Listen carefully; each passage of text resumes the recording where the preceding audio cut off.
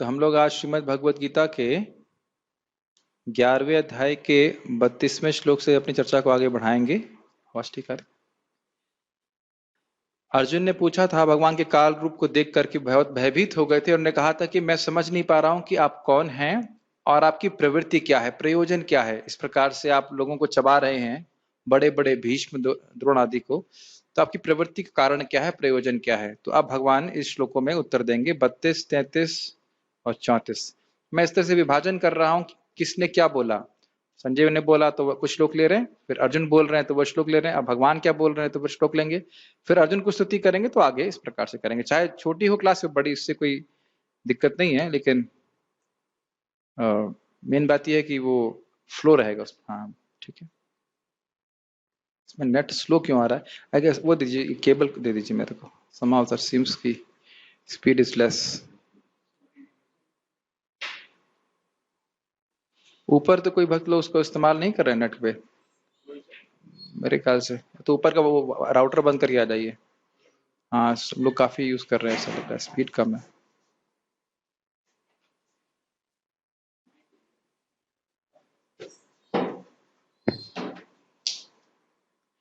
अभी ठीक है स्पीड ठीक। तो माइक यस मेरे पीछे बोलिए।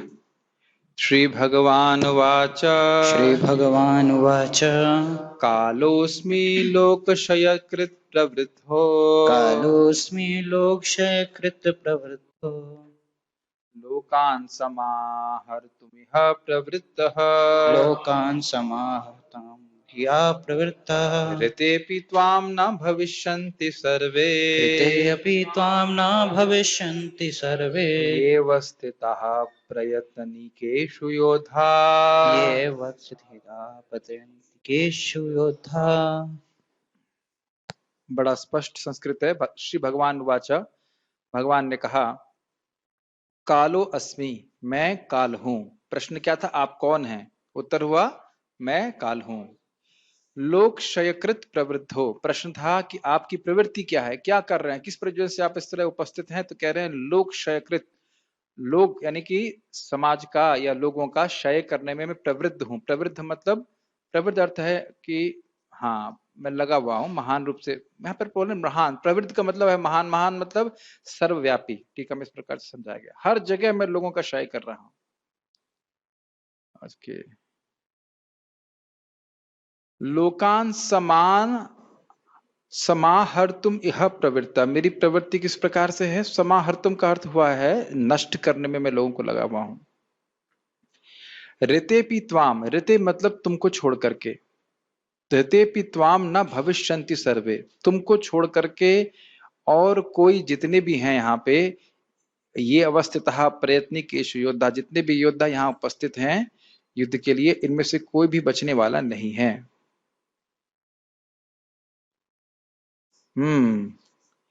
अनिकेषु मतलब विपक्ष में जितने हैं और तुम्हारी तरफ जितने, सब योद्धा मारे जाएंगे, ये बात बोल रहे हैं। भगवान ने कहा समस्त जगतों को विनष्ट करने वाला काल मैं हूं और मैं यहां समस्त लोगों का विनाश करने के लिए आया हूं। तुम्हारे अर्थात पांडवों के सिवा दोनों पक्षों के सारे योद्धा मारे जाएंगे। मतलब जितने योद्धा यहाँ अवस्थित हैं, और प्रति अनिकेशु मतलब सामने जो विपक्ष की जो योद्धा है उन सबको मृत्यु प्राप्त होगी। गीता भूषण टीका। इस प्रकार पूछे जाने पर भगवान उत्तर देते हुए कहते हैं कि मैं समय हूं जो पूरे विश्व का नाश करने वाला है। मैं सर्वव्यापी हूं अर्थात प्रवृद्ध हूं। सर्वव्यापी हूं मतलब ऐसा कोई स्थान नहीं है जहां काल का प्रभाव नहीं है, ये बात बोली जा रही है। अब बड़ा एक रोचक टीका है, जरा ध्यान से सुनिए। यस्य ब्रह्म च क्षत्रम च उभे भवत ओदनम ओदनः मृत्युर्यस्योपसेचनम क इतः वेद यत्र सह। जिन भगवान का खाना ब्राह्मण और क्षत्रिय हैं और मृत्यु जिनकी चटनी है, उन भगवान को कौन जानता है। समझ में आया? मतलब चाहे ब्राह्मण हो चाहे क्षत्रिय है, मृत्यु सबको खा रहे हैं, भगवान सबको खा रहे हैं। और क्या ऊपर चटनी कौन सी डाल रहे हैं बीच में से, मृत्यु का स्पर्श करा करके सब चटनी हमारे प्रभु जी चटनी जरूर बनाते हैं रोज, तो आपको जब चटनी खाएं तो हमेशा आपको स्मरण रहना चाहिए कि कठोपनिषद में चटनी का वर्णन है। मुझे बड़ा अच्छा ये टीका लगी थी, बड़ी बहुत विनोद करते हैं। देखो बलदेव विद्याभूषण जी कई बार बहुत विनोद करते हैं। उपसेचनम का मतलब होता है चटनी, ओदनम मतलब भात खाना, तो भात की तरह भगवान ब्राह्मण और क्षत्रियों यानी समाज के सभी लोगों को खा रहे हैं, कोई बचने वाला नहीं। इस प्रकार से श्रुति के इस श्लोक के द्वारा जिसका कीर्तन हुआ है वह काल मैं ही हूं, यह अर्थ है। देखिए बड़ा सुंदर इनका एक शैली है कि जब भी कोई शब्द भगवत गीता का आता है उसको श्रुति से कई बार प्रमाण देते हैं। जैसे आप देखिए अक्षरम शब्द आया था और ने कहा कि फिर कठोपनिषद या किसी उपनिषद से कोट किया कि अक्षरम शब्द की व्याख्या वहां पे उपनिषद में जो हुई है, जिस व्यक्ति को अक्षर कहा जा रहा है वो और कोई नहीं है, उपनिषद में बोलना है वह अक्षर व्यक्ति, और वही अक्षर व्यक्ति कौन है? जैसे अर्जुन बोल रहे तुम अक्षरम परमम वेदितव्यम इत्यादि, उसमें यहाँ पे श्लोक में आया था। तो एक बड़ी इनकी सुंदर तरीका है ये करने का। तो मतलब समझना चाहिए कि जो व्यक्ति ब्राह्मण को क्षत्रिय को सबको खा रहा है, मृत्यु जिसकी चटनी है, जिसके लिए चटनी है, वह कौन है? भगवान कृष्ण ही है। ठीक है, उनका काल रूप। मेरी प्रवृत्ति को समझो, मतलब मैं किस प्रकार से कार्य कर रहा हूं। उचित समय में मैं दुर्योधन और अन्यों को ग्रसने और नष्ट करने में प्रवृत्त होऊंगा। ये बहुत महत्वपूर्ण बात है। इस जगत में हम देखते हैं कि कुछ लोग बहुत सफल होते हुए दिखते हैं, भले ही वो बहुत पापी हों, लेकिन कालांतर में वह नाश उनका हो ही जाएगा। ये समझ रहे हैं मेरी बात? आज आपको लग रहा है कि ये व्यक्ति बहुत सफल है, जैसे कि आप देखिए ब्रिटिश एम्पायर, एक जमाने में सोचिए ये सब भगवान की शक्ति थी, काल शक्ति ही है कि छोटा सा आइलैंड उत्तर प्रदेश के बराबर है मैं सुना है, और पूरे विश्व में राज्य कर रहा था। मैं कभी कभी सोचा करता हूं कि भारत इतना शक्तिशाली था तो कैसे वहां से कुछ लोग शिप में बैठ के आए और पूरे भारत पे कब्जा कर लिया। आप लोग को इसमें कुछ आश्चर्य नहीं लगता? हाँ, अब कारण आप कुछ भी कहिए, लेकिन शक्तिशाली थे ना भाई। अलेक्जेंडर को हरा दिया था, मगध मगध तक नहीं पहुंच पाया था ना वो। नंद को भी हरा नहीं पाया था वो। पोरस को हरा दिया था लेकिन नंद को हरा नहीं पाया था। हाँ, पोरस को हराया था लेकिन नंद को नहीं हरा पाया था। वहीं से वापस चला गया। तो शक्तिशाली तो थे भारत के लोग, तो क्यों हार गए? तो आप बहुत सारे कारण देंगे, लेकिन एक्चुअली मुख्य कारण है काल। काल ही किसी को एक तरंग की तरह रहता है, किसी को ऊपर उठाता है, किसी को नीचे गिराता है। और अब देखिए वो एक सामान्य से देश के हैं, कोई बहुत बड़े विशेष देश नहीं है अभी। समझ रहे ना मेरी बात? ठीक है, मेरी इस प्रवृत्ति के फल को समझो। तुमको युधिष्ठिर और कुछ अन्यों को छोड़कर कोई भी जीवित नहीं बचेगा। एक और अर्थ लिया जा सकता है, बहुत अच्छा अर्थ है। देखिए, यदि इस श्लोक को अर्जुन के संभावित प्रश्न के उत्तर में लिया जाए, मतलब मान लीजिए प्रश्न अगर अर्जुन ऐसा करें तो उसके उत्तर में ऐसा ये श्लोक बोलेंगे भगवान। यदि अर्जुन प्रश्न करें कि यदि मैं यह युद्ध ना करूं तो उन सबका विनाश कैसे होगा, तो भगवान उत्तर दे रहे हैं कि तुम्हारे युद्ध ना करने पर भी यह सब मारे जाएंगे। काल के रूप में मैं इन सब की आयु को समाप्त कर दूंगा। इस पर मैं विचार कर रहा था कि कैसे करते भगवान। मान लो पांडवों की सारी सेना वापस चली जाती, तो यह भी था, हो सकता था कि भगवान जो है कौरवों के आपस में युद्ध करा देते। ऐसा नहीं है कि उनको, भाई तो भगवान तो परमात्मा के रूप में है, किसी को भी प्रेरित कर सकते थे। मान लो पूरी पांडवों की सेना चली जाती वापस, तो भगवान आपस में युद्ध कराते थे, जैसे कि उनने यदुकुल में इस प्रकार से कराया था। पांडवों के पक्ष वाले भी मरने थे। हाँ, ये भी संभावना हो सकती है कि अर्जुन चले जाते तो पांडव के लोग मतलब कुछ ना कोई दूसरा व्यक्ति लीडरशिप ले लेता और जरूर मार देता। तो हमें क्या सीखना है, जो मैंने पहले बता रहा था कि हरिनाम का प्रचार तो होगा, हम लोग नहीं करेंगे तो कोई और कर देगा। ये नहीं सोचना चाहिए कि हम नहीं करेंगे तो कोई नहीं करेगा। श्रील प्रभुपाद जी के संबंध में उनके अन्य गॉड ब्रदर्स आश्चर्यचकित करते थे। ये कई बार हमने पढ़ा है कि कोई सोच भी नहीं पा रहा था। कोई सोच रहा था कि ये पृथ्वी ते अच्छे नगर आदमी का, मतलब हो सकता है भारत की बात कर रहे हो महाप्रभु, पूरे विश्व में कैसे हरिनाम आंदोलन कैसे व्याप्त हो सकता है और कौन करेगा, वो सोच ही रहे थे इतने में श्रील प्रभुपाद जी ने कर दिखाया। तो किसी को भी भगवान निमित्त बना सकते हैं। मेन बात है कि नम्रता हृदय में रहे और नम्रता से भगवान के कृपा याचना करना चाहिए कि हमें इस मिशन में किसी तरह से वह मदद करें। इंग्लिश में हमारे महाराज जी बड़ा अच्छा कहते हैं, make me a humble instrument of your compassion. बहुत अच्छा बात लगती है। आज भी मैं सुन रहा था कि हरे कृष्ण जो मूवमेंट है उसका एकमात्र सबसे महत्वपूर्ण उद्देश्य ये है कि लोगों को हरे कृष्ण मंत्र जप करने का या कीर्तन करने का माहौल दिया जाए। तो हम स्वयं हरे कृष्ण मंत्र जप करें और दूसरों को हरे कृष्ण मंत्र करने में मदद करें, प्रेरित करें।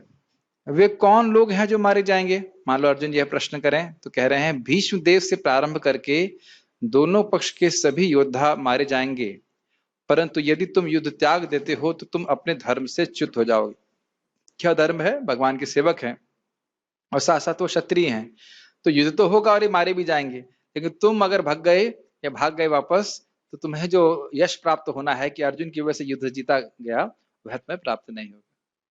ठीक है, तात्पर्य। तो इसी प्रकार से अपने को भक्त लोग मानते हैं कि हाँ हम बहुत कह सकते हैं फॉलन हैं, पतित हैं, वो सब ठीक है, लेकिन फिर भी भगवान की सेवा करनी। और शक्ति कौन देगा? भगवान स्वयं ही। इस संबंध में चैतन्य महाप्रभु की वाणी बहुत अच्छी है कि वह एक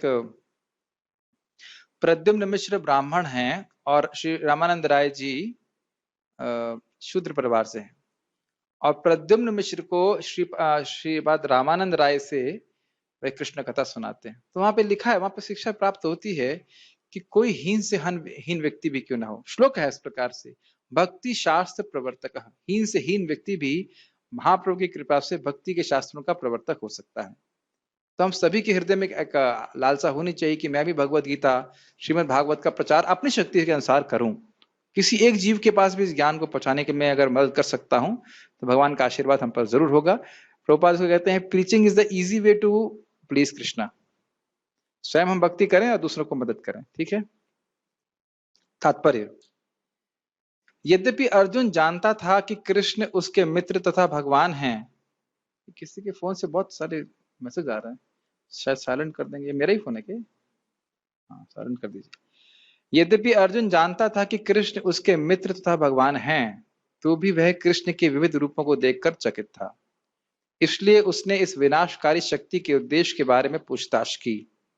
वेदों में लिखा है कि परम सत्य हर वस्तु को, यहाँ तक कि ब्राह्मणों को विनष्ट कर देते हैं। कठोपनिषद का वचन है। तो आप देखिए प्रभुपाद जी इसको लिखे हैं, यस्य ब्रह्म च क्षत्रम च उभे भवत ओदनः मृत्युर्यस्योपसेचनम कह इत्था वेद यत्र सः। अंततः सारे ब्राह्मण क्षत्रिय तथा अन्य सभी परमेश्वर द्वारा काल कवलित होते हैं। तो देखिए क्या होता है कि कभी कभी वो श्लोक सब रहता है, लेकिन हम अपने से पढ़ते हैं तो उतना ध्यान नहीं देते। अपने से पढ़ते हैं मतलब स्वतः पढ़ते हैं, तो हम साथ में चर्चा करते हैं तो एक एक शब्द पे ध्यान देते हैं तो और रुचिकर लगता है। ये श्लोक आप भगवदगीता सबने पढ़ा ही होगा, शायद ये ध्यान दिए थे इस श्लोक को भी। चटनी और चावल वाला एग्जाम्पल अब याद रहेगा ना कि जब भी चटनी खाएंगे तो सब याद रहेगा कि मृत्यु की जो है भगवान की के लिए चटनी जैसी है। ठीक है, और चावल खाएंगे तो याद रहेगा कि ब्राह्मण क्षत्रियों को भी भगवान चावल की तरह चबा जाते। परमेश्वर का यह रूप सबका भक्षण करने वाला है, और यहाँ पर परम कृष्ण श्री कृष्ण करना चाहिए। यहाँ श्री कृष्ण अपने को सर्वभक्षी काल के रूप में प्रस्तुत कर रहे हैं। स्पष्ट है, केवल कुछ पांडवों के अतिरिक्त युद्धभूमि में आए सभी लोग उनके द्वारा भक्षित होंगे। अर्जुन लड़ने के पक्ष में न था, वह युद्ध ना करना श्रेयस्कर समझता था। श्रेयस्कर अर्थात मेरे लिए अच्छा होगा, कल्याणमय होगा, क्योंकि तब किसी प्रकार की निराशा ना होती। क्या निराशा थी अर्जुन को? अर्जुन की निराशा याद करनी चाहिए। अर्जुन की एक निराशा यह थी कि ये पहली बात तो यह पता नहीं कि हम युद्ध जीतेंगे हारेंगे। दूसरा, अगर हम युद्ध हार गए तो चलो हार ही गए, युद्ध जीतेंगे तो यह लोग जिनके लिए हम युद्ध जीतना चाहते हैं वो तो सब मर जाएंगे, मेरे जितने भी रिश्तेदार वो सब मर जाएंगे, और ये जब मर जाएंगे तो इनकी पत्नियां दूषित हो जाएंगी और उससे फिर वर्ण संकर उत्पन्न होंगे। तो मुझे तो इस युद्ध से कोई श्रेय की प्राप्ति होता हुआ नहीं दिख रहा, इसलिए वो निराश थे। ठीक है, किंतु भगवान का उत्तर है कि यदि वह नहीं लड़ता तो भी सारे लोग उनके ग्रास बनते, क्योंकि यही उनकी इच्छा है। उनकी मतलब भगवान की इच्छा, और भगवान की इच्छा इस संबंध में से उनका एक गुण है, इसे कहते हैं सत्य संकल्प। मतलब जो सोचते हैं वो होगा ही। इस संबंध में बहुत अच्छी बातें हैं, थोड़ी उच्चारणी बातें हैं। एक तो ये है कि अगर भगवान ने ये सोचा कि इस जीव की मुझे रक्षा करनी है तो वो रक्षा करेंगे। अब रक्षा अपनी तरफ से करते हैं लेकिन करेंगे जरूर। दूसरा बात यह है कि अगर उन्होंने सोच लिया कि मुझे इस व्यक्ति को दर्शन देने चाहिए तो उस व्यक्ति को दर्शन मिलेगा ही। इसीलिए भक्त को ऐसे कार्य करना चाहिए कि भगवान उसको देखना चाहें। समझ रहे हैं मेरी बात? भगवान को देखने का प्रयास नहीं करना चाहिए, भगवान हमारे इंद्रियों के बिल्कुल परे है। ऐसे कार्य करना चाहिए कि भगवान उसको देखना चाहें। जैसे कि बहुलाश्व और भूरिश्रवा जब भगवान यहाँ पे थे तब भी भगवान को देखने के लिए नहीं गए। आपको पता है क्यों? उसमें लिखा हुआ है क्योंकि उनके डीटी थे, तो डीटी को साक्षात भगवान से अभिन्न मान रहे थे, सेवा में लगे थे, तो भगवान को देखने कैसे जाएंगे? तो भगवान कुछ बहाना करके स्वयं ही अपने भक्तों को दर्शन देने के लिए आए। बहुलाश्व और क्या नाम से था? भूरिश्रवा। भूरिश्रवा, ठीक। हाँ, यदि अर्जुन नहीं लड़ता तो वे सब अन्य विधि से मरते। मृत्यु रोकी नहीं जा सकती चाहे वे लड़े या नहीं। तो प्रभुपाद जी ने समराइज कर दिया, जो टीका में था वो सारी बात समराइज कर दी। वस्तुतः वे पहले से मृत हैं। ये भी अच्छा है। जो व्यक्ति पहले से ही मृत है उसको मारने में क्या कठिनाई है? जिसका पहले फिक्स हो चुका है कि भाई मरना है, उसको मरना ही है उसी तरह से, तो मारने में क्या कठिनाई है? तो इसीलिए भक्त लोग चिंता करते, सोचते हम कैसे प्रीचिंग करेंगे, कैसे क्या होगा। जिन लोगों को भी प्रचारित होना है वो पहले से फिक्स हो गया है। किन लोगों को कृष्ण भावना मिलेगी पता नहीं। आप लोगों को जीवन में से लगता है कि नहीं लगता है? मुझे तो अपने जीवन में स्पष्ट लगता है कि कोई हवा भी नहीं था कृष्ण भावना की। कृष्ण भावना शब्द भी पता नहीं था। आप कह रहे हैं साधु की कृपा का मतलब नहीं रहेगा? नहीं, मतलब रहता है। भगवान के भक्त लोग प्रचारित नहीं करें तो प्रचार नहीं होगा, क्योंकि प्रचार भक्तों के माध्यम से ही होता है। अब इस्कॉन के भक्तों के माध्यम से होगा कि किसी और के माध्यम से, वो इस्कॉन के भक्तों को सोचना है। वैसे तो ये कहने की शैली है, इस्कॉन तो प्रीचिंग कर ही रही है, लेकिन पॉइंट ये है कि इस पॉइंट से हम हट ना जाएं। ISKCON is a preaching organisation. समझ रहे हैं ना मेरी बात? और ऐसा नहीं कि इस्कॉन मतलब केवल ब्रह्मचारी और सन्यासी जो मंदिर में रहते हैं। जो भक्ति विभक्ति कर रहे हैं प्रामाणिक रूप से, वो दूसरों को कृष्ण भावना दे सकते हैं अगर वो देना चाहें। आज बहुत सुंदर प्रवचन में सुन रहा था इसी संबंध में। एक भाव ने प्रस्तुत किया कि हरिनाम से श्रेष्ठ हरिनाम जप करने वाले भक्त हैं। अब ऐसा क्यों बोल रहे हैं?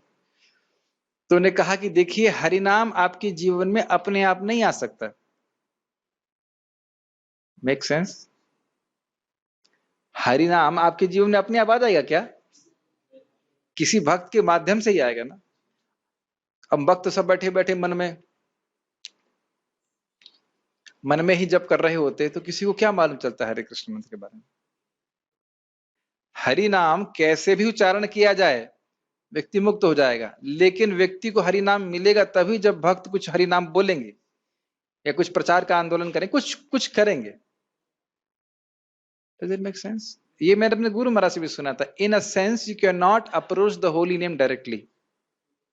अगर भक्तों को प्रसन्न करेंगे तो नाम की कृपा। फिर तीसरे वैष्णव परम पूज्य राधा गोविंद महाराज जी भी लिखते हैं, वैष्णव के कृपा से नाम अपराध कटते हैं। उन्होंने स्पष्ट पढ़ा था। भक्ति बृहद भागवत महाराज के उक्ति बोली मैंने, परम पूज्य राधानाथ महाराज के बोला, परम पूज्य राधा गोविंद महाराज इस बात को बोले, भक्तों की कृपा से ही हमको हरि नाम मिला। आज मैं सोच रहा था उसके ऊपर, भक्त की कृपा से ही मुझे हरि नाम प्राप्त हुआ है। मैं इतना महान तो नहीं हूं कि मुझे गंगा जी सीधे हरि नाम दे देती है, ऐसा तो नहीं हूं। हाँ, हाँ, अकेले मैं हरि नाम नहीं कर सकता हूँ। Something very amazing. एक दिन दो दिन तो कर सकता हूँ शायद, लेकिन पूरा जीवन नहीं कर सकता। बहुत अच्छी सब बातें हैं। तो हम इस प्रकार से, हमारे लिए अस्त्र क्या है, हमें कौन सा युद्ध करना है? यही हरे कृष्ण मंत्र का प्रचार करना है, यही माया से युद्ध है। और प्रभात बोल रहे थे, एक जगह प्रभात का कोटेशन है, हमारे अस्त्र क्या है? ये करताल और मृदंग, इस प्रकार से ये हमारे अस्त्र हैं।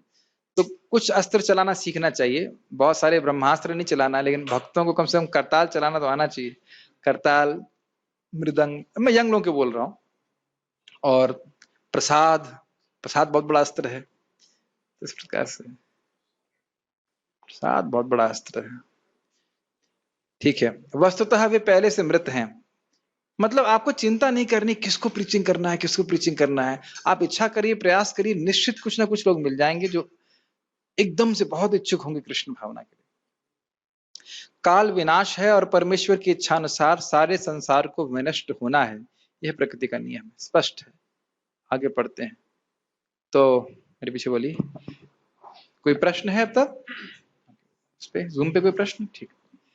तस्मात् त्वमुत्तिष्ठ यशो लभस्व, तस्मात् त्वमुत्तिष्ठ यशो लभस्व, जित्वा शत्रून् भुङ्क्ष्व राज्यं समृद्धम्, जित्वा शत्रुन् भुङ्क्ष्व राज्यं समृद्धम्। मय्यैव ते निहितः पूर्वमेव, मय्यैव ते निहितः पूर्वमेव, निमित्तमात्रं भव सव्यसाची, निमित्तमात्रं भव सव्यसाचिन्। इससे पहले मैं आगे बढ़ूं, प्रभु जी का प्रश्न बड़ा अच्छा था कि अरे जब पहले से निर्धारित हो गया है कि किनको प्रचारित होना है, तो भक्तों की कृपा का क्या स्थान है?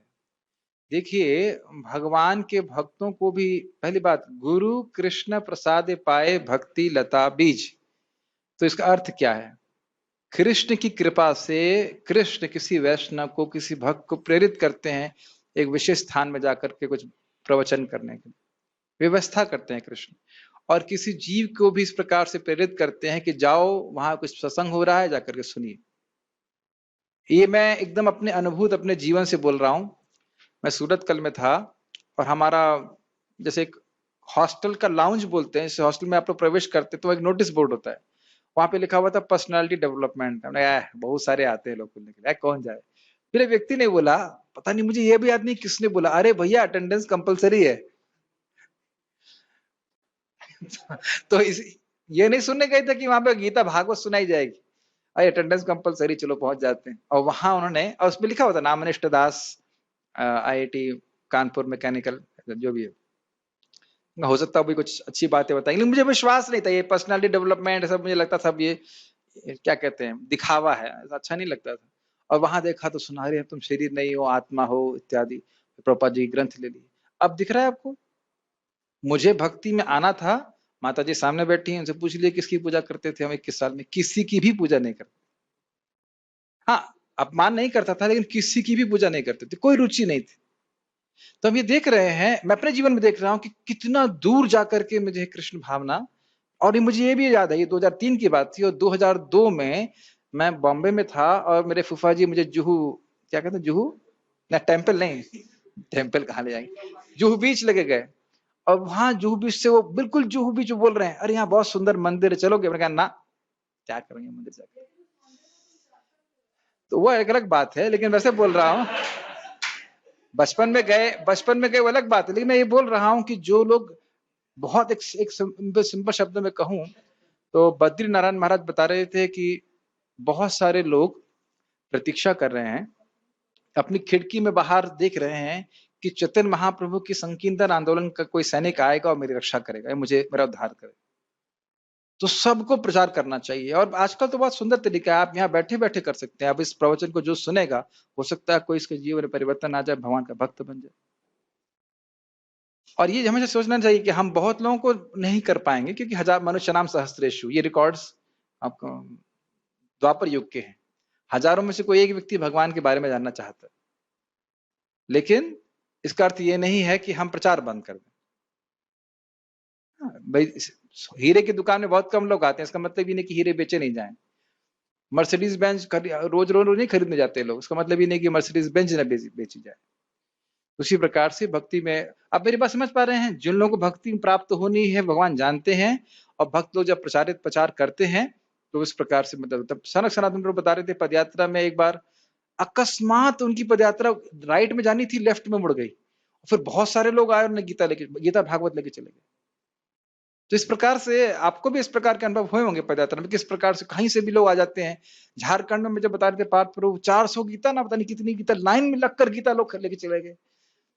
तो ये मत सोचिए कि भक्ति में मतलब ऐसा कुछ भगवान के नियोजन के द्वारा नहीं हो रहा है, भगवान का भी नियोजन है और भक्तों का भी प्रयास। ठीक है,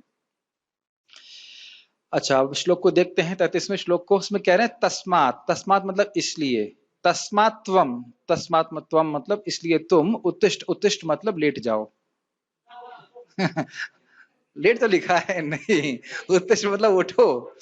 तस्मात्वम उत्तिष्ठ, इसलिए तुम उठो, मतलब पहले मारे जा चुके हैं, तुम चिंता क्यों कर रहे हो, तुम उठो। यशो लभस्व, तो उठ के क्या करोगे, युद्ध, युद्ध करोगे, युद्ध करके तुमको यश प्राप्त होगा। मार भगवान दिए हैं और यश अर्जुन को प्राप्त होगा। जित्वा शत्रुन भुंक्ष्व, शत्रुन को जीतो, और राज्यम भुंक्ष्व, राज्य का भोग प्राप्त करो, समृद्ध हो। मय्यैव ते, मयि एव ते निहितः पूर्वमेव, मेरे द्वारा ही पहले ही ये मारे जा चुके। निहता, निहता का अर्थ है मारे जा चुके ना, यस। हत मतलब मारना, निहत मतलब बिल्कुल मारे जा चुके, तुम्हें चिंता करने की जरूरत नहीं। निमित्त मात्रम भव सव्यसाचिम, सव्यसाची मतलब जो दोनों हाथों से युद्ध करने में एक्सपर्ट थे, इंग्लिश में कहते हैं इसे एम्बीडेक्स्ट्रस, तो दोनों हाथों से कार्य कर सके। हम लोग केवल दो हाथ से एक ही कार्य कर सकते हैं, खाना खा सकते हैं, लेकिन हमें खाना केवल दाएं हाथ से चाहिए। इस पे भी एक विनोद की बात है, एक ब्राह्मण से किसी ने पूछा, ब्राह्मण बता रहे थे कि मैंने एक व्यक्ति को पूछा भी तुम दोनों हाथ से क्यों खा रहे हो, उसने कहा कि क्योंकि मेरे चार हाथ नहीं है। मतलब उनका प्रश्न ये था कि भाई दाएं हाथ से खाना चाहिए, बाएं हाथ से अलग कार्य करते हैं, तो इस प्रकार के उत्तर होते हैं लोगों के। लेकिन यहाँ पे हम सीख रहे हैं कि दोनों हाथ से वह युद्ध करने में कौशल था उनका, इस प्रकार से। निमित्त मात्रम भव सव्यसाची, तुम निमित्त बनो, बहुत इंपॉर्टेंट बात यहाँ सीखने के लिए। निमित्त मात्र, हमें भगवान के जो ज्ञान है, जो मैसेज है, उसको चेंज बिल्कुल नहीं करना, क्योंकि हम भगवान की कृपा के निमित्त बन रहे हैं। Does it make sense? निमित्त मतलब इंस्ट्रूमेंट। जैसे जो प्रसाद प्रभु जी ने बनाया था, आज क्या नाम से इसमें रखा हुआ था, यादापति प्रभु ने तो रखा था, मतलब कढ़ाई में, मान लो जो सब्जी थी पापड़ की, वही पापड़ की सब्जी दूसरे के प्लेट में पहुंच रही है, किसके माध्यम से? चम्मच के माध्यम से। हमें चमचा बनना है, समझ रहे, समझ गए? चमचा, कृष्ण का चमचा, मतलब जो कृष्ण बोल रहे हैं उसको यथावत प्रस्तुत करना, ना उसमें मिर्ची डाली गई एक्स्ट्रा, उस चम्मच ने नहीं मिलाया ना मिर्ची मिलाई ना चीनी मिलाई, जैसी कृपा है भरी हुई वैसी यथावत प्रस्तुत कर दी। समझ रहे? प्रॉब्लम तब आती है जब हम लोगों को एंटरटेन करने के चक्कर में पड़ जाते हैं। एंटरटेनमेंट के लिए नहीं है, वो अपने आप सुख मिलेगा जब भगवान की बात को यथावत रखा जाएगा, अपने आप सुख मिलेगा। मैं इस मामले में परम पूज्य राधा गोविंद महाराज को एकदम मेरे शिक्षा गुरु हैं, बहुत अच्छा मानता हूं।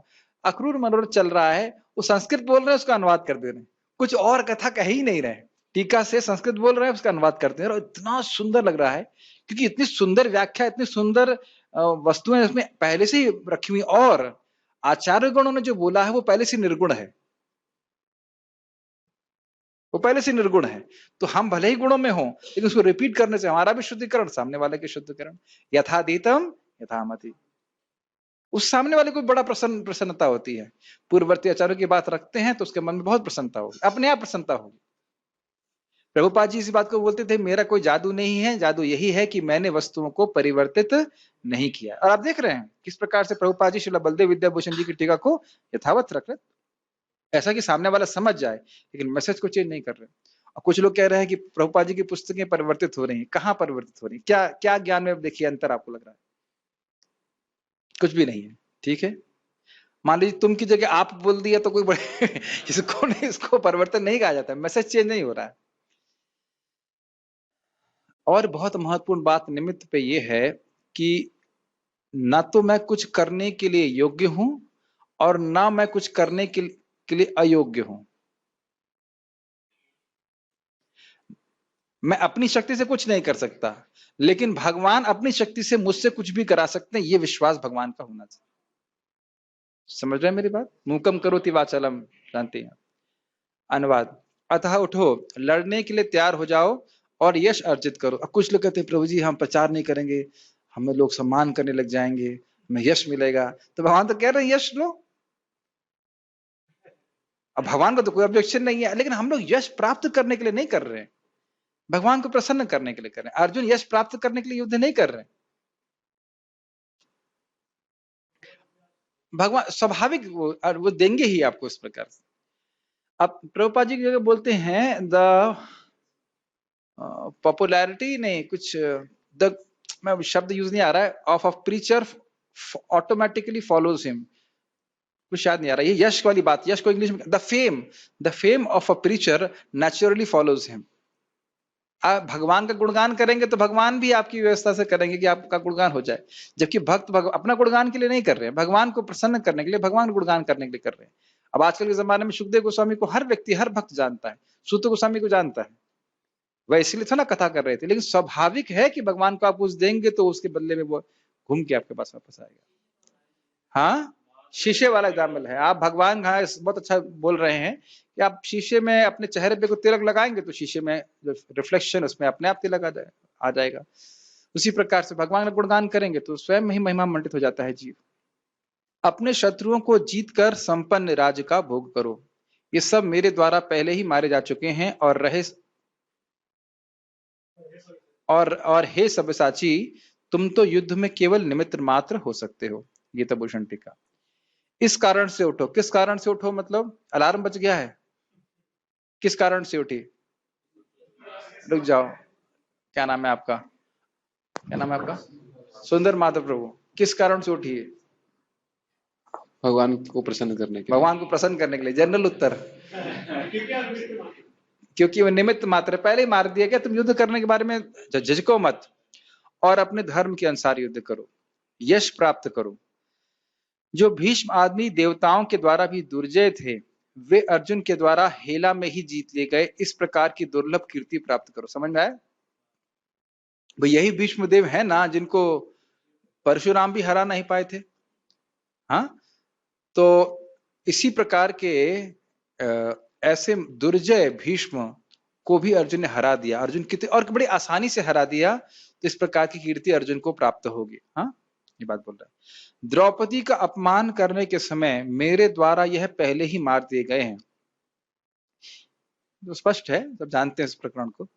यह यंत्र प्रतिमावत प्रवृत्त है। यंत्र प्रतिभा मतलब रोबोट की तरह है। आपको बस मतलब हो गया गन चलाना, गन नहीं चलाएंगे, तीर चलाना है आपको। साए तीर चलाते जाइए, मरते चले जाएंगे, पहले से निश्चित हो चुका है। ताकि तुमको कीर्ति प्राप्त हो सके, इसलिए केवल निमित्त बनो। हे अर्जुन, तुम दोनों हाथों से बाण चलाने में कुशल हो, इसलिए युद्ध के समय तुम्हें दोनों हाथों से बाणों की वर्षा करनी चाहिए। यह सव्यसाचिन शब्द का अर्थ है। स्पष्ट है सब बातें। तात्पर्य, सव्यसाची का अर्थ है वह जो युद्ध भूमि में अत्यंत कौशल के साथ तीर छोड़ सके। इस प्रकार अर्जुन को एक पटु योद्धा के रूप में संबोधित किया गया है, जो अपने शत्रुओं को तीर से मारकर मौत के घाट उतार सकता है। कुछ व्याख्या नहीं करना इसमें। निमित्त मात्रम, केवल कारण मात्र, यह शब्द भी अत्यंत महत्वपूर्ण है। संसार भगवान की इच्छानुसार गतिमान है। अल्पज्ञ पुरुष सोचते हैं कि प्रकृति बिना किसी योजना के गतिशील है और सारी सृष्टि आकस्मिक है। ऐसा अनेक तथाकथित विज्ञानी हैं जो यह सुझाव रखते हैं कि संभवतः ऐसा था, ये ऐसा हो सकता है, किंतु इस प्रकार के शायद या हो सकता है का प्रश्न ही नहीं उठता। प्रकृति द्वारा विशेष योजना संचालित की जा रही है। ये बहुत इंपॉर्टेंट बात है। छोटी सी मैं टीका इसमें करना चाहता हूं कि देखिए, भक्त ही इस बात को समझ सकते हैं कि इस जगत का उद्देश्य क्या है। महान से महान व्यक्ति भी समझ नहीं पा रहे हैं कि ये जगत दुख का घर है और यहां से बाहर निकलना ही उद्देश्य है जीवन का। बात आपने कई बार सुनी होगी, लेकिन ये दिखनी चाहिए। जितने भी इस समय लीडर हैं, वह ये बात कभी नहीं बोलेंगे आपको कि इस जगत से मुक्त होना भी है, आपकी एक प्रायोरिटी होनी चाहिए। कभी बोला है किसी ने? और हमारी एनर्जी को इस प्रकार से लगा रहे हैं, यह प्रलोभन देकर के कि आप इस प्रकार से या किसी प्रकार से अपने दुखों का शमन कर पाएंगे भगवान के बिना। क्या बातें मेरी समझ में आ रही है आपको? जो मेन पॉइंट है कृष्ण से विमुक्ता, उसको एड्रेस नहीं कर रहे हैं। ये व्यक्ति शत्रु है, इसको मार दो, यहां प्रगति कर लो, रोडें बना लो, ये व्यवस्था कर लो और वह व्यवस्था कर लो, लेकिन मुख्य बात है कृष्ण से विमुक्ता, कृष्ण से वैमुख्य। उसको एड्रेस क्या करेंगे उनको पता ही नहीं है। और ऐसे लीडर केवल अभी नहीं हुए हैं, प्रहलाद महाराज के समय से ही है। अंधा यथांदेर उपनीयमाना तेपी सुतंत्रा उरुदाम निबद्ध। तो बुद्धिमान व्यक्ति को, जैसे वो विचारशील व्यक्ति है, उसको सोचना चाहिए कि मैं किसको अपना लीडर मानूं। भगवान कृष्ण को अपना लीडर मान करके उनके अनुसार जीवन यापन करे। वो जगत में तो रहे लेकिन जगत का हो करके नहीं रहे। समझ रहे हैं मेरी बात? जगत में तो रहना ही पड़ेगा, लेकिन मैं भारतीय हूं, मैं अमेरिकन हूं, मैं चाइनीज हूं या और कोई भी, इस भावना से मुक्त रह करके भक्ति करते रहना चाहिए।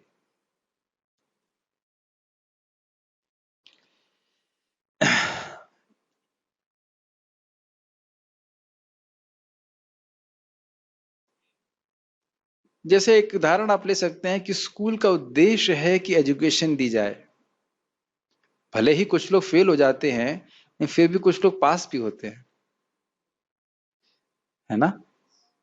बार बार स्कूल इसीलिए खोला जा रहा है, वो चलाया जा रहा है, सेमेस्टर पे सेमेस्टर चल रहे हैं कि कुछ लोग पास हो जाएंगे, कुछ लोग फेल होंगे, फेल होने वाले फिर इसी में लग जाएंगे, फिर उसके बाद इस प्रकार से चलता रहे।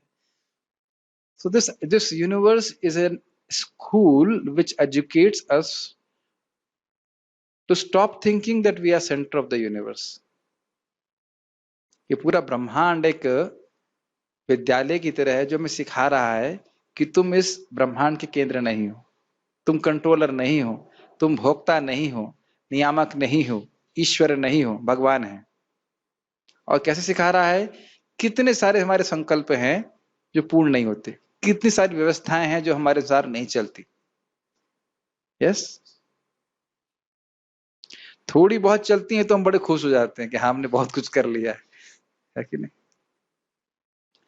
ठीक है, इसके लिए एक अच्छी बात है, अगर इस प्रकार से हमारा संकल्प कभी विफल हो तो आश्चर्य नहीं करना चाहिए, क्योंकि बहुत सारे संकल्प हमारे सफल नहीं होते, है कि नहीं? और हम कंट्रोलर हैं भी नहीं। ठीक है, यह विराट जगत बद्ध जीवों के लिए भगवान के धाम वापस जाने के लिए सुअवसर योग है। इसी की व्याख्या मैं कर रहा था अभी। जब तक उनकी प्रवृत्ति प्रकृति के ऊपर प्रभुत्व स्थापित करने की रहती है तब तक वे बद्ध रहते हैं, किंतु जो कोई भी परमेश्वर की योजना को समझ लेता है और कृष्ण भावनामृत का अनुशीलन करता है वह परम बुद्धिमान है। ये समझ में आई बात कि भोग करके मैं इस जगत में फंसा रहूंगा और भोग ही मेरे दुखों का निर्माण कर रहे हैं, जो समझ गया और भोगों से विरत होकर के भगवान की भक्ति में लग गया तो वह अपना कल्याण कर पाएगा। दृश्य जगत की उत्पत्ति तथा उसका संहार ईश्वर की परम अध्यक्षता में होता है, वो अपने मन से नहीं होता है, बाय चांस नहीं होता। इस प्रकार कुरुक्षेत्र का युद्ध ईश्वर की योजना के अनुसार लड़ा गया। अर्जुन युद्ध करने से मना कर रहा था, किंतु उसे बताया गया कि परमेश्वर की इच्छानुसार उसे लड़ना होगा, तभी वह सुखी होगा। यदि कोई कृष्ण भावनामृत से पूरित हो और उसका जीवन भगवान की दिव्य सेवा में अर्पित हो तो समझो कि वह कृतार्थ है। इसका क्या है? तज्जन्मतानि कर्माणि तद आयुस्तन मनोवचः निर्णाम येन ही विश्वात्मा सेव्यते हरिरीश्वर। उस व्यक्ति का जीवन सफल है। तज्जन्म तानि कर्माणि, और उसके कर्म, तज्जन्म तानि कर्माणि तद आयुस्तन मनो तद मनोवचः, उसका मन, उसका वचन, उसकी आयु सफल है। निर्णाम येन ही विश्वात्मा सेव्यते हरिरीश्वर, जब वह भगवान श्री हरि जो विश्व की आत्मा है उनकी सेवा करता है, और अन्यथा उसकी इंद्रियां पूरी तरह विफल हैं। न सिर्फ निष्फल हैं, विफल हैं। सफल, निष्फल और विफल तीनों का अर्थ समझ रहे हैं? सफल मतलब आम के पेड़ पे आम का पेड़ आया, सॉरी आम का फल आया। निष्फल मतलब आम के पेड़ पे फल नहीं आया। और विफल मतलब आम के पेड़ पे जहरीला फल आ गया। तो जो व्यक्ति भगवान की सेवा नहीं किया, स्वाभाविक है उसका जीवन न सिर्फ निष्फल हुआ, वह भोगों में प्रवृत्त हुआ तो और वो नीचे और गिरेगा। तो ये बड़ी कठिनाई आएगी उसके जीवन। ये बड़ी प्रॉब्लम है। अगर हम भगवान की सेवा नहीं कर रहे हैं तो माया की सेवा कर रहे हैं। ये बहुत बड़ी प्रॉब्लम है। प्रॉब्लम क्यों है? क्योंकि बीच में नहीं रुक सकते, 0 पॉइंट नहीं है, या तो +1 है या तो -1 है, ऐसे जाते हैं। अगर हम भगवान के बारे में बात नहीं कर रहे हैं या भगवान के बारे में नहीं सोच रहे हैं तो माया के बारे में सोच रहे हैं, माया के बारे में बात कर रहे हैं, माया के बारे में कुछ ना कुछ कार्य कर रहे हैं। जस्ट इसीलिए भक्ति में ह्रास, ऊंचा नीचे चलता रहता है। ठीक है, इस बारे में थोड़ा सचेत होना चाहिए, लेकिन जितना हम भगवान की सेवा जीवन में करें उसी से हमारा जीवन कृत अर्थ मतलब सफल होगा। आखिरी श्लोक है मेरे ख्याल के। हाँ, मेरे पीछे बोलिए। द्रोणं च भीष्मं च जयद्रथं च द्रोणं च भीष्मं च जयद्रथं च कर्णं तथान्यानपि योधवीरान् कर्णं तथान्यानपि योधवीरान् मया हतांस्त्वं जहिमा व्यथिष्ठा मया हतांस्त्वं महिमा युद्धस्व जेतासि रणे सपत्नान्। युद्धस्य वेत्तासि रणे अब सपत्नान्। भगवान नाम लेकर के बता रहे हैं किनको किनको वो मारेंगे। द्रोण, भीष्म, जयद्रथ, कर्ण तथा अन्यान्यपि योधवीरान, और जितने भी वीर योद्धा हैं उन सबको मारेंगे। मया हतांस्त्वम जहिमा व्यतिष्ठ, मया हतांस्त्वम, इनको मैं मार चुका हूं। तुम जहिमा व्यतिष्ठ, तुम व्यथित मत हो। जही मतलब युद्ध होकर। हाँ, जही का अर्थ यहाँ पे क्या ले रहे हैं? जही, हाँ, उनको मारो, यह मेरे द्वारा पहले ही मार चुके हैं। हाँ, जही शब्द और भी आता है। जही शत्रु महाबाहो काम रूपा दुरासतम, इस काम रूपी शत्रु को मारो। जही मतलब मारो। माँ व्यतिष्ठा, माँ व्यतिष्ठा मतलब व्यथित मत हो, परेशान मत हो कि मैंने कैसे मारूंगा। युद्धस्व जीतासी, तुम युद्ध को जीतोगे। रणे सपत्नान, सपत्नान मतलब शत्रुओं को जीत पाओगे। द्रोण, भीष्म, जयद्रथ, कर्ण तथा अन्य महान योद्धा पहले ही मेरे द्वारा मारे जा चुके हैं, अतः उनका वध करो और तनिक भी विचलित न हो। तुम केवल युद्ध करो, युद्ध में तुम अपने शत्रुओं को परास्त करोगे। फिर एक बात याद आ रही है, परम पूज्य राधा कुंज महाराज से एक माता जी पूछी, महाराज जी हम जाते हैं प्रचार करने के लिए, प्रचार होता नहीं है, क्या हो क्या नहीं हो। तो महाराज यही बात बोले कि आपको अपना प्रयास करते रहना चाहिए, और फिर जो फल है वो भगवत इच्छा पे निर्भर करता है, आप उसके लिए चिंतित मत होइए। अब इसका अर्थ ये नहीं कि जब हम प्रयास कर रहे हैं तो उसमें सोचो क्या साउंड सिस्टम, अरे प्रभु जी भगवान पे छोड़ दो।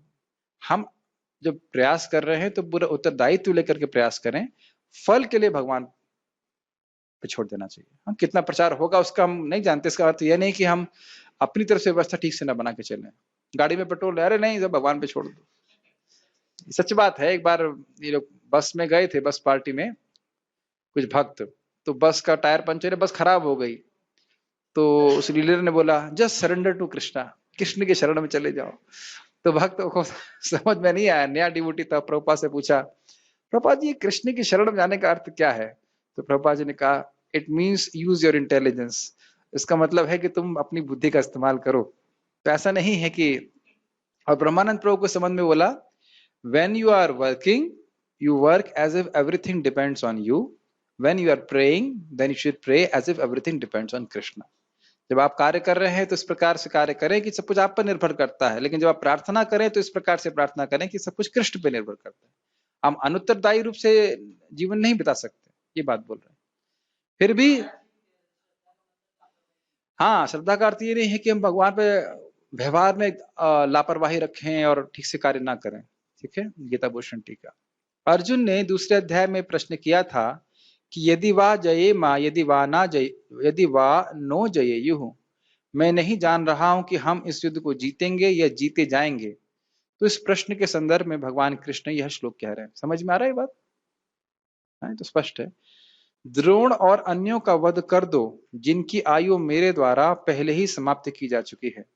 यह सोचकर भय मत करो कि मैं अकेले ही दिव्य अस्त्रों युक्त इन लोगों का वध कैसे करूंगा। ये बात हम भी सोच सकते हैं कि कलिकाल में इतना लोग भोगों में प्रवृत्त हैं, उनको मैं कैसे भक्ति में लेके आऊंगा। सब सोचने की चिंता करने की जरूरत नहीं है।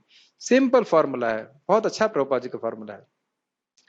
हरे कृष्णा कीर्तन, थोड़ा फिलॉसफी और प्रसाद, हर जगह यही सब बड़े से काम करता है। क्यों काम करता है पता है? इसकी बहुत गंभीर रहस्य है। जिस व्यक्ति से हम कुछ खाने के वस्तु लेते हैं उसके गुण हमारे पास आने लगते हैं। तो जब भक्त लोग भक्त के हाथों से बना कुछ प्रसाद ग्रहण करते हैं, भक्त लोग कुछ बोलते होते हैं, ये जो 6 लविंग एक्सचेंज है ना, ददाति प्रतिगृहणाति गुह्यम आख्याति पृच्छति भुंक्ते भोजते चैव षड्विध प्रीति लक्षणम। तो यह प्रभुपाद जी, आप कृपया उसको पढ़ेंगे तो प्रभुपाद जी कहते हैं कि यह जो सामान्य लोग हैं उनको भक्तों से इस प्रकार के 6 आदान प्रदान प्राप्त हो रहे हैं। प्रसाद लेते हैं, और उसके बाद कुछ वो गिफ्ट भी देते हैं, कभी कभी कुछ कुछ देना भी चाहते हैं, ये गिफ्ट स्वीकार करते हैं या कथा सुनते हैं, तो इसके द्वारा उनकी भक्तों से प्रीति हो जाती है और फिर वो भगवान के भक्त बन जाते हैं। उनको भक्तों के संग में आना अच्छा लगता है और इस प्रकार से हम सभी लोग भगवान के भक्त बने। यही तरीका है, उसके बाद और कोई तरीका नहीं प्रचारित होने के लिए।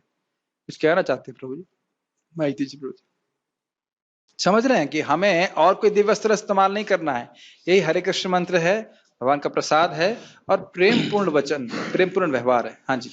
चंडीगढ़ में हम लोग थे, मैं और पार्थपुर, हम लोग केवल खाने जाते थे स्कूल में, और फिर बाद में भक्त लोग बोलते थे तुम लोग कीर्तन में बैठा करो थोड़ा, तो ऐसे इससे हम जुड़ते चले गए प्रसाद। आप देखिए, आप वृंदावन में बैठे हो जब भक्ति कर रहे है कि नहीं, हर जगह इसी प्रकार से होता है। प्रसाद खिलाया, कोई प्रसाद सुनता है, कोई कीर्तन सुनता है, इस प्रकार से भक्तों से प्रेम मिल जाए और उसके बाद फिर व्यक्ति आकर्षित। इस जगत में वैसे भी प्रेम कहाँ दे रहा है कोई, ठीक है। जिनको पहले ही मारा जा चुका है उनको दोबारा मारने में क्या परिश्रम है, ठीक है, ये भगवान स्पष्ट बोल रहे हैं। इस भय को त्यागो और युद्ध करो, तुम युद्ध में अपने शत्रुओं पर विजय प्राप्त करोगे। तात्पर्य, प्रत्येक योजना भगवान द्वारा बनती है। अब देखिए, सोचिए, वही महाप्रभु पे अप्लाई कीजिए, जब बोल रहे हैं कि पृथ्वी ते आचे यथा नगर आदि ग्राम, तो कुछ योजना बना के बोल रहे हैं ना। और फिर नित्यानंद प्रभु क्या बोल रहे हैं, इस प्रकार से जो यहाँ पे आज कीर्तन हो रहा है, ऐसा होबे ग्रामे ग्रामे, हाँ यही रुपए, जैसे इस प्रकार से जो कीर्तन हो रहा है, नृत्य हो रहा है, ऐसे हर गांव में होगा, हर गांव में होगा। तो नित्यानंद प्रभु भी तो कुछ सोच के बोल रहे हैं, यही बात। और ऐसे ही एक अलवर थे, वह भी बोल रहे थे कि मैं देख रहा हूं कि कुछ भक्त हैं, वह गली गली में जाके कीर्तन कर रहे हैं हरे कृष्ण मंत्र का, और उन पे मेरा सारा आशीर्वाद है। तो ये सब कुछ निर्धारित है, किंतु वे अपने भक्तों पर इतने कृपालु रहते हैं कि जो भक्त उनकी इच्छानुसार उनकी योजना का पालन करते हैं, उन्हें ही वे उसका श्रेय देते हैं। आप सबके हृदय में भगवान से प्रार्थना होना चाहिए कि भगवान, आपने गीता में कहा है कि इस ज्ञान को दूसरों को देने वाला इस सबसे अच्छी सेवा है, और ये सेवा इस सेवा से अधिक ना तो कोई व्यक्ति को, इस सेवक से अधिक ना तो कोई प्रिय था, ना कोई है, ना होगा। तो कृपया आप मुझे निमित्त बनाइए, कृपया आप मुझे निमित्त बनाइए। मेरे गुरु महाराज को वो बोला गया था कि जीवन भर तुमको बस यहीं पे रहना है, न्यू वृंदावन में, इससे बाहर नहीं निकलना है। 8 साल या 9 साल महाराज जी उस क्षेत्र से बाहर ही नहीं निकले। फिर भी महाराज, नहीं तो मैंने महाराज से स्वयं सुना था, और वो बोल रहे थे कि मैं भगवान से प्रार्थना कर रहा था कि आपने इस प्रकार से बोला है, इस प्रचार की सेवा आपको बहुत प्रिय है, तो कृपया मुझे आप निमित्त बनाई। तो फिर कितनी व्यवस्था है वो प्रचार कर रहे हैं। मैं इसलिए नहीं बोल रहा हूँ कि वो मेरे गुरु महाराज हैं, ऐसे बात नहीं बोल रहा हूँ। भगवान का भक्त जब उस प्रकार की इच्छा करता है तो भगवान उसको निमित्त बनाते हैं। प्रभुपाद जी की इच्छा थी, तो इस प्रकार से देखिए प्रचार हुआ। हमारे अगर सच्चे दिल से इच्छा है तो भगवान जरूर हमको निमित्त बनाएंगे इस सेवा में, ठीक है। अतः जीवन को इस प्रकार गतिशील होना चाहिए, लेकिन ध्यान देना पड़ेगा कि हमारा भी थोड़ा प्रयास होना चाहिए। हाँ, भगवान तो निमित्त बनाएंगे, मेरा बेड कहाँ है, मेरा कूलर कहाँ है, मेरा प्रसाद मिल गया ना, हाँ, ऐसा नहीं, आपको भी प्रयास करना होगा। भगवान ने व्यवस्था करी है, लेकिन आपको भी प्रयास करना पड़ेगा। जैसे मैं बहुत प्रसन्न हूं कि हमारे भक्तों ने ये उड़िया गीता क्लास शुरू किया है, तो स्वाभाविक है कि आपको पढ़ना पड़ रहा है, लेकिन अब वो बुद्धि कौन दे रहा है आपको? कृष्ण दे रहे हैं। इससे मैं कई दिनों से पहले बोल रहा था कि भाई आप लोग अन्य अन्य भाषाओं में, आप देखो उड़िया में टेलीग्राम में कोई व्यक्ति शुरू नहीं किया है आज तक उड़िया में। बंगाली में देख लीजिए, कोई ग्रुप नहीं है। ऐसा कहीं व्यवस्था नहीं है कि विभिन्न भाषाओं में कि आप क्लिक कीजिए और आपको प्रवचन प्राप्त हो जाए, आप सुनना चालू कर दीजिए। पंजाबी में भी नहीं है कि नहीं? लेकिन हम प्रयास करें अगर, तो हम विभिन्न भाषाओं में ऐसा कर सकते हैं, ठीक है ना। और मुझे ये भी याद है कि मैं किस स्तर से भागवतम पढ़ता था। जब हम शुरुआत में भागवतम पढ़ते थे, कुछ भी समझ में नहीं आता, और अगर इस तरह से व्यवस्था होती कि एक एक श्लोक पे समझा करके, ज्यादा हाई फाई नहीं, समझा के बेसिक बातें बताते थे, ये क्यों बोल रहे हैं, वह क्यों बोल रहे हैं, तो हम कितनी जल्दी भागवत सीख लेते। ये तो मैं महसूस कर रहा हूं इस प्रकार से। खैर, अगर ऐसी व्यवस्था बनाई जाए तो भक्तों को बहुत फायदा होगा। अतः जीवन को, और इससे एक और भी फायदा होगा कि मान लीजिए कोई भक्त हैं जो अपने स्थान पे प्रचार कर रहे हैं, अगर उनको कोई प्रवचन देना है तो उनके पास कुछ ऐसी व्यवस्था रहेगी, वो सुन करके प्रचार कर सकते हैं। ठीक है।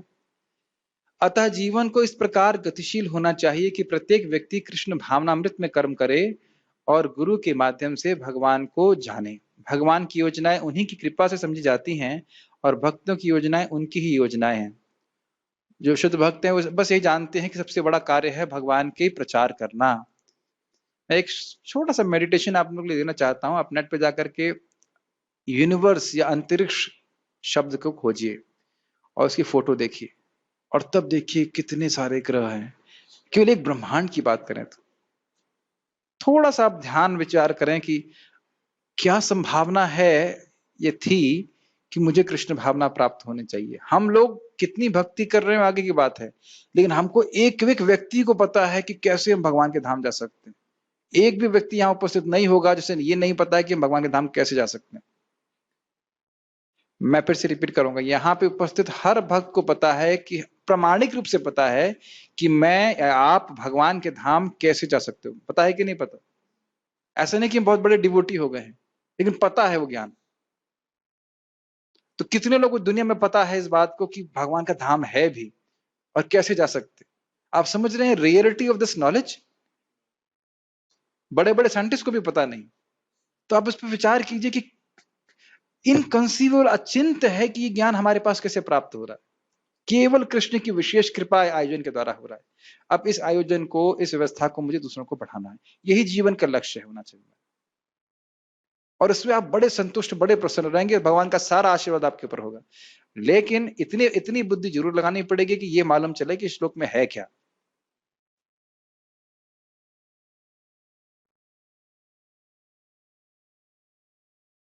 एक रोबोट की तरह नहीं सुनना है। क्या बोला गया, क्या सुना गया, क्या कहा गया, ऐसे विचार करना चाहिए, है कि नहीं?